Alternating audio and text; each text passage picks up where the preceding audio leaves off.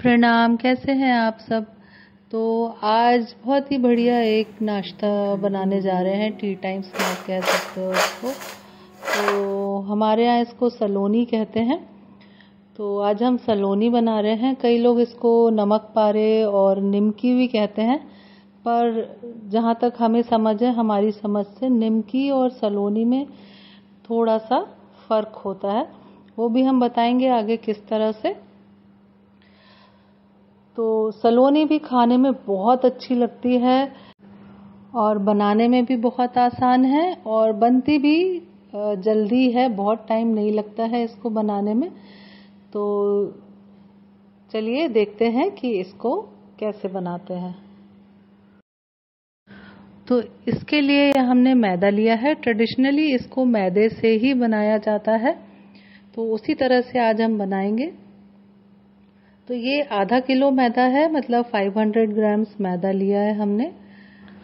और इसमें एक छोटा चम्मच नमक डालेंगे। नमक इसमें थोड़ा कम ही डलता है। और ये जो खाने वाला चम्मच है, इसके एक चम्मच अजवाइन ले लिया है। तो दोनों को अच्छे से मिक्स कर लेंगे और अब इसमें मोयन लगाएंगे। तो मोयन हमको इतना डालना है कि ये खस्ता बने। ये खस्ता होती है ये सलोनी। तो एक फ़र्क निमकी और सलोनी में ये है कि सलोनी खस्ता होती है और सॉफ्ट होती है, और निमकी जो है थोड़ी क्रिस्पी होती है, कुरकुरी होती है खाने में। तो बीच बीच में हम बताते चलेंगे कि दोनों में क्या फ़र्क है। बनाने का तरीका लगभग सेम है, पर फिर भी दोनों अलग होती हैं। तो यहाँ हम थोड़ा थोड़ा करके मोयन डाल रहे हैं, वो सिर्फ दिखाने के लिए कि मोयन कितना लगेगा, इसलिए हम थोड़ा थोड़ा करके डाल के दिखा रहे हैं। तो अभी हमने मोयन डाला है, करीब 2 बार डाला है ना, तो ये 40 ग्राम अभी मोयन डाला है इसमें। और इसको मिक्स करके देखेंगे तो देखिए अभी ये बिल्कुल ड्राई सा ही लग रहा है, हल्का सा भुरभुरा सा हुआ है, पर मुट्ठी नहीं बन रही होगी इसमें। तो अभी इसमें हम मोयन और डालेंगे। तो टोटल इसमें जो मोयन डला होगा वो है 80 ग्राम्स। तो 500 ग्राम मैदा में 80 ग्राम मोयन हमने डाला है। तो अब 70 से 80 ग्राम आप मोयन डाल सकते हो, डिपेंडिंग, क्योंकि ये मैदे की क्वालिटी कैसी है उस पर भी डिपेंड करता है। तो 70 से 80 ग्राम मोयन इसमें लगेगा और हमने 80 ग्राम डाला है। तो देखिए इस तरह से मुट्ठी अब बनने लगी है, लेकिन एकदम से टूट जा रही है, हल्का सा छू रहे हैं तो थोड़ा और मोयन डाला है हमने। और ये देखिए इस तरह से टाइट मुट्ठी बननी चाहिए। ऑयली नहीं दिख रहा है मैदा, लेकिन मुट्ठी इसमें जो बांध रहे हैं वो बहुत अच्छी बंध रही है। तो यही पहचान है कि हमारा मोयन बिल्कुल परफेक्ट डला है इसमें। तो अब इसको थोड़ा थोड़ा सा पानी डाल के हमको टाइट मैदा गूंद लेना है। जो आटा गूंदेंगे इसका, वो पूड़ी जैसे गूंदते हैं ना, पूड़ी का आटा जैसा होता है, थोड़ा सा टाइट होता है, उसी तरह से इसका आटा लगेगा। तो बहुत अच्छी तरह से इसको गूंद लेंगे और पानी थोड़ा थोड़ा करके डालेंगे और बस मैदे को गूंद के अब इसको 10 से 15 मिनट के लिए छोड़ देंगे। देखिए अब देख के समझ आ रहा होगा कि कितना टाइट हमने आटा लगाया है ना। तो इसको अभी ढक देंगे। या तो आप इसको 15 मिनट अच्छे से गूंदते रहें एकदम अच्छा कर लें आटे को, तो या फिर 10 से 15 मिनट के लिए थोड़ा छोड़ देंगे इसको। तो हमने इसको ढक के 10 से 15 मिनट रख दिया था। अब 15 मिनट के बाद देखिए इसको फिर से थोड़ा सा गूंद लेंगे, तो इस तरह का आटा हो गया है। अब इसको हम छोटे छोटे लोइयों में निकाल लेंगे। तो ये बनाने के लिए हम किचन प्लेटफॉर्म यूज़ करते हैं। आप चकले पे भी कर सकते हो या किचन प्लेटफॉर्म साफ करके अच्छे से उस पे ही बना सकते हो हमारी तरह। तो यहाँ हमने आटे के 4 भाग कर लिए हैं।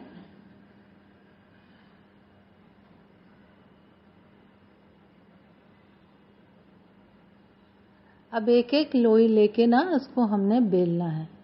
तो पहले एक लोई ले लेंगे, तो जितना आप कंफर्टेबल हो, जितनी बड़ी लोई लेने में, उस हिसाब से आप इसके भाग कर लें और इसको अभी बेल लेंगे अच्छे से। तो हमको बहुत पतली रोटी इसकी नहीं बेलनी है। अभी हम दिखाते हैं कि कितना इसको हमको बेलना है, इसकी थिकनेस कैसी रहेगी। तो देखिए इस हिसाब से इसकी थिकनेस रहेगी, हल्का सा ये मोटा रहता है।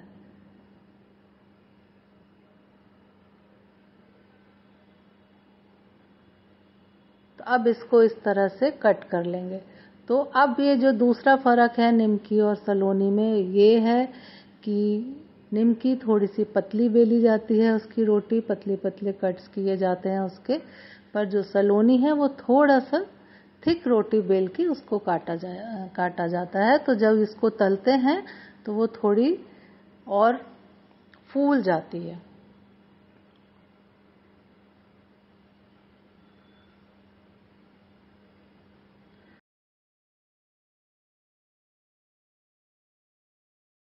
तो इस तरह से हमने काट लिया है इसे। आप जो चाहे शेप में काट सकते हो, पर सलोनी इसी तरह से बनाई जाती है, इसी तरह से इसका शेप होता है।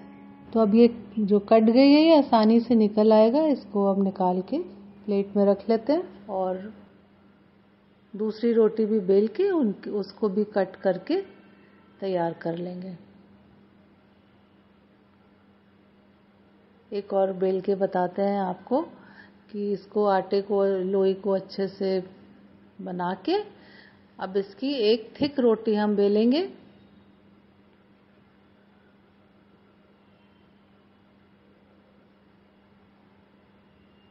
और उसको कट कर लेंगे। थिकनेस एक बार आप फिर से देख लो, हल्की सी मोटी रहती है ये रोटी। बस इस तरह से काट के और इसको तैयार कर लेंगे। और साथ में ना हमने जब तक ये कट कर रहे थे, तैयार कर रहे थे सलोनी को, तो हमने तेल भी चढ़ा दिया है धीमी गैस पे। तेल को गरम भी धीमी गैस पे ही करना है, उसको तेज गैस पे गरम ना करें।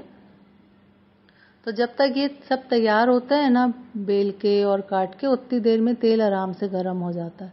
तो आप भी पहले ही चढ़ा दें कढ़ाई में तेल। और कढ़ाई ना हमेशा मोटे तले की यूज़ करें, पतली कढ़ाई ना यूज़ करें। तो देखिए इस तरह से इसकी थिकनेस भी रहती है। तो यहाँ देखो सब काट के तैयार कर लिया है। अब इसको तल लेते हैं। तो इतनी देर में हमारा तेल भी गर्म हो गया है। तो एक छोटा सा पीस डाल के देखते हैं। तो देखिए एकदम से ऊपर नहीं आया है, पर हल्के हल्के बुलबुले बनने लग गए हैं, इसमें बबल्स आने लगे हैं तेल में। तो ये परफेक्ट टेम्परेचर है। गैस की फ्लेम बिल्कुल धीमी है अभी, और जितना तेल में इसकी क्वांटिटी आती है सलोनी की वो हम डाल देंगे। और अगर ये चिपकी हुई है तो कोई फिक्र की बात नहीं है, क्योंकि तेल में जाते ही ये बिल्कुल अलग हो जाती है, अपने आप अलग अलग से हो जाते हैं। तो देखिए हम यहाँ बताते हैं, हल्के हाथ से इसको मिक्स करें। और ये सारा देखिए सलोनी जो चिपकी चिपकी थी अभी ना प्लेट में, वो तेल में आते ही अलग अलग हो गई है। तो 3-4 मिनट धीमी गैस पे बनाएंगे इसको। तो जब तक ये तल रही है, बाकी भी सलोनी हमने बेल के काट के तैयार कर ली है। और स्लो टू मीडियम गैस पे एडजस्ट करते हुए ही इसको पकाना है, क्योंकि इसकी थिकनेस ज़्यादा है तो इसको पकने में समय लगता है ना। इसको अंदर तक पकना चाहिए इतना, इसलिए हम इसको स्लो टू मीडियम गैस पे पकाएंगे।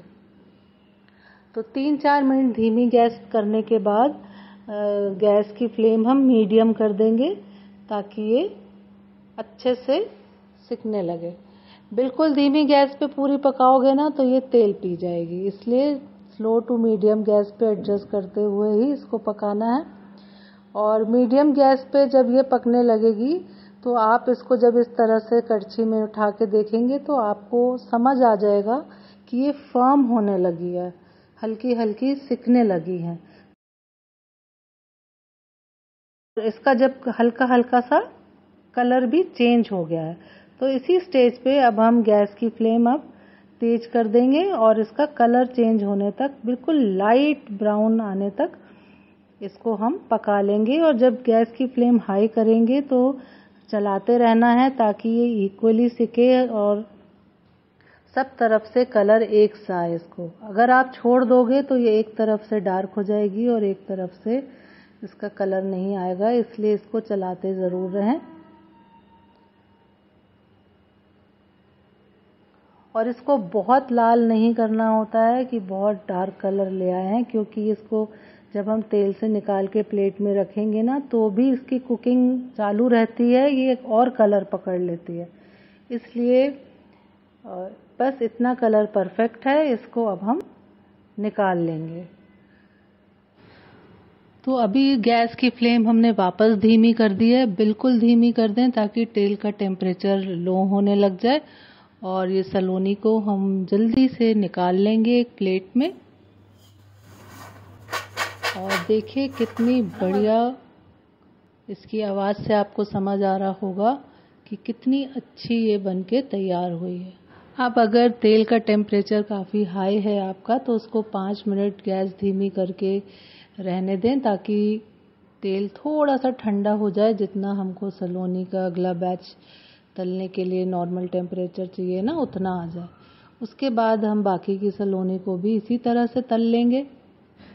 पहले बिल्कुल धीमी गैस पे तलेंगे 3-4 मिनट, उसके बाद गैस की फ्लेम मीडियम पे कर देंगे 3-4-5 मिनट उसमें तल के, फिर गैस की फ्लेम हाई कर देंगे और कलर आने तक अच्छे से इसको लगातार चलाते हुए पका लेंगे।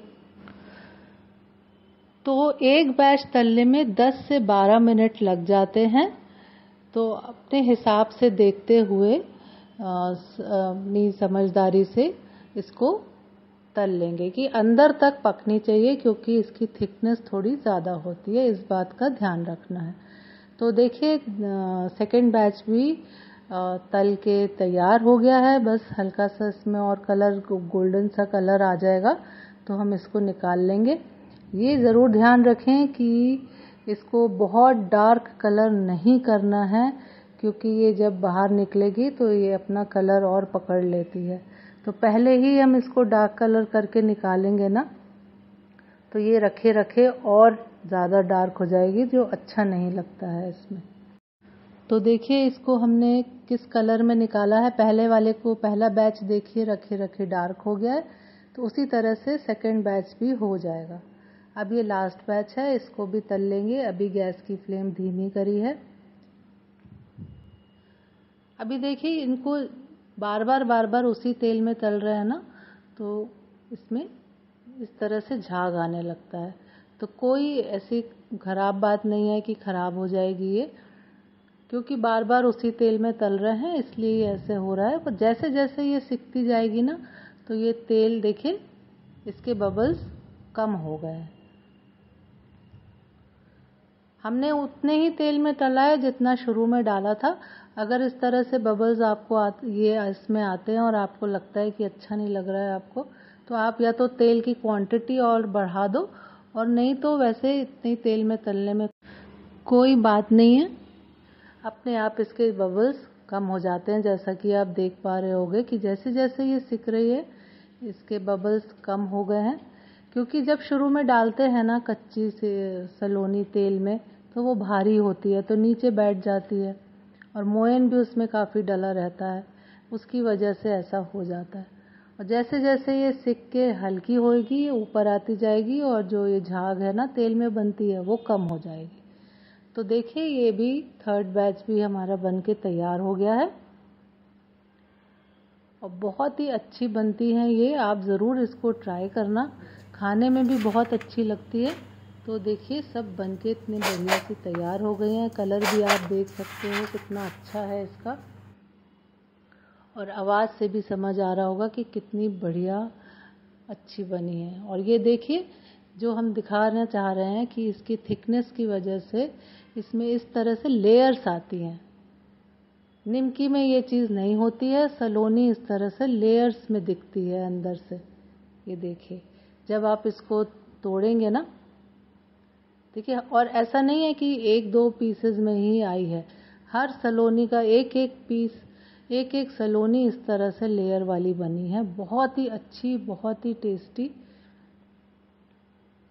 एक हम इसको तोड़ के बताते हैं आपको, देखिए बहुत अच्छी लेयर्स वाली और बहुत ही खस्ता बनी है ये, बहुत ही अच्छी लगती है ये खाने में। इसको एकदम ठंडा करने के बाद आप एयर टाइट कंटेनर में आप स्टोर कर लें। ये आराम से 2.5 से 3 महीना चलती है, कोई खराबी नहीं आएगी इसमें। और ज़रूर आप इसको ट्राई करना। और ये 500 ग्राम मैदे से बनाई है, तो और ये टोटल बन के तैयार हुई है 700 ग्राम। ज़रूर ट्राई कीजिएगा। फिर मिलते हैं। राधे राधे।